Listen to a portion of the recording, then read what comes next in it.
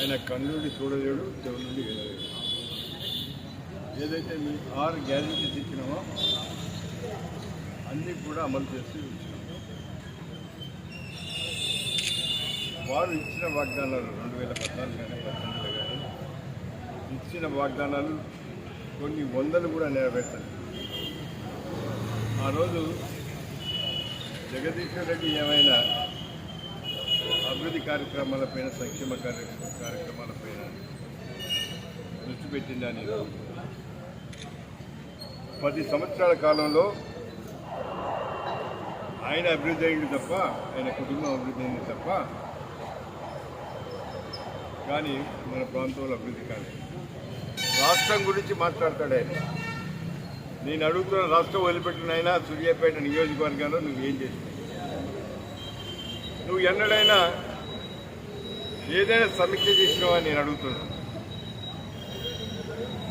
ఒక కాంట్రాక్టర్ని పట్టుకొని కాంట్రాక్టర్ దగ్గర కమిషన్లు తీసుకొని నువ్వు చేసినావే తప్ప ఏమి అభివృద్ధి కార్యక్రమం చేస్తుంది? నేను మార్నింగ్ వాక్ పేరు మీద నేను మున్సిపాలిటీలో తిరుగుతున్న సందర్భంగా కోకొల్లలు సమస్యలు ఉన్నాయి. అక్కడ ఉండబడిన ప్రజలైతేంది, అక్కడ ఉండబడిన నివాసించే వారైతేంది, వాళ్ళ బాధలు చెప్పుకుంటున్నారు. 10 సంవత్సరాల కాలంలో ఏమీ మీ నోచుకోలేదు. మా ప్రాంతం అంతా మొత్తి వాడల మాదిరిగానే ఉంది.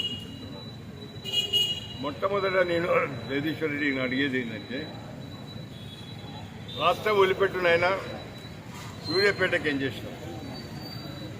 రాష్ట్రంలో నువ్వు విద్యుత్ శాఖ మంత్రిగా ఉండి మన సూర్యాపేటకి ఏమైనా ఒక కొత్త సబ్స్టేషన్ తీసుకొచ్చినావని నేను అడుగుతున్నాను. విద్యాశాఖ మంత్రిగా ఉండి ఒక్క పాఠశాలని తీసుకొచ్చినావు, ఒక కాలేజీని. అదేవిధంగా రాష్ట్రంలో 10 సంవత్సరాల కాలంలో ఎన్ని జిల్లాలు తిరిగినావని నేను అడుగుతున్నాను రాష్ట్ర మంత్రి. ఈరోజు మా ప్రభుత్వం, మా ముఖ్యమంత్రి గవర్నర్ రేవంత్ రెడ్డి గారు, వారి మంత్రివర్గం ఏదైతే మీ 6 గ్యారెంటీస్ ఎన్నికల ముందు ఇచ్చినామో అవి అమలు చేస్తూ వచ్చినాం. ఏదైతే వరంగల్ డిక్లరేషన్లో మా నాయకుడు రాహుల్ గాంధీ గారు చెప్పిన విధంగా, తుక్కుగూడలో మా నాయకురాలు సోనియా గాంధీ చెప్పిన విధంగా 6 గ్యారెంటీలో 2 లక్షల రుణమాఫీ కూడా చేయడం జరిగింది. మొన్ననే 1 లక్ష వరకు చేసినాం.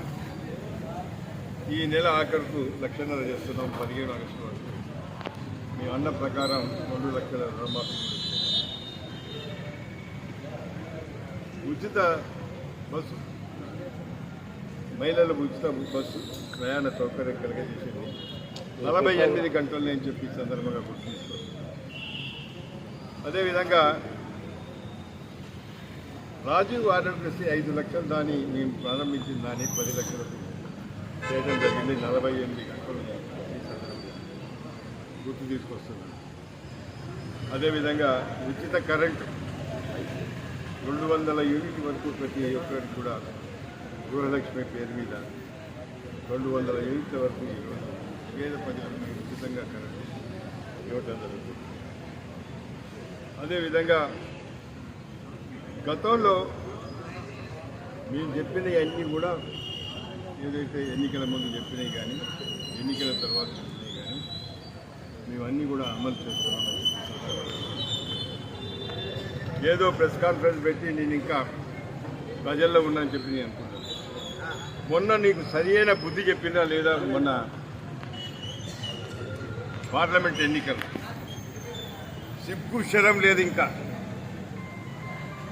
ఏదైతే 70,000 మెజారిటీతో ఈరోజు కాంగ్రెస్ అభ్యర్థి మనం మెజార్టీ ఇచ్చినాం ఈ సూర్యాపేట నియోజకవర్గం చెప్పి మనవి చేస్తున్నాను. నీకు ఇక్కడ స్థానం లేదు.